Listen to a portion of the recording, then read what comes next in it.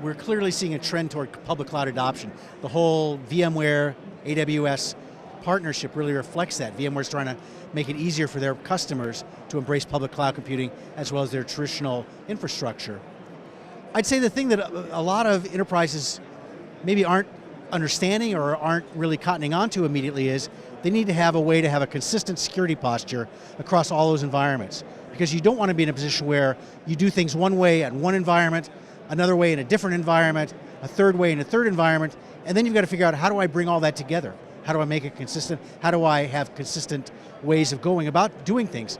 So I think maybe they don't think about that as much as they might, and it's the sort of thing that later you go, oh, that's something we should have had in place all along. For sure, it's not as easy to do it afterwards as it is to do it up front.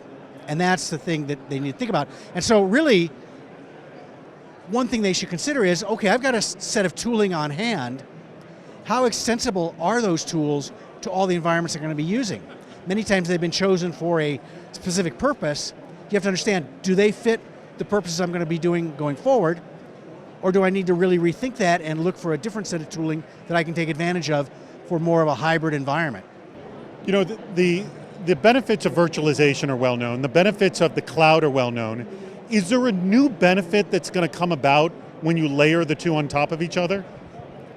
What I talk about with a lot of people is they go, oh, cloud, that's like infrastructure as a service, right? That's like my data center, but outsourced or somebody else managing it.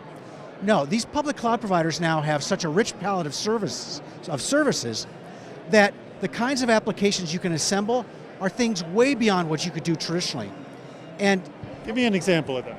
Well, the big providers all provide an IoT service suite. They make it much easier to build IoT applications than you could do on your own. And that's the kind of a thing that isn't like traditional infrastructure, but is something that helps you really build those kinds of applications much more rapidly with much more functionality. That's the kind of thing that if you think about cloud as, well, that's like my traditional infrastructure, just outsourced, you're really missing a lot of the capabilities that are available to you.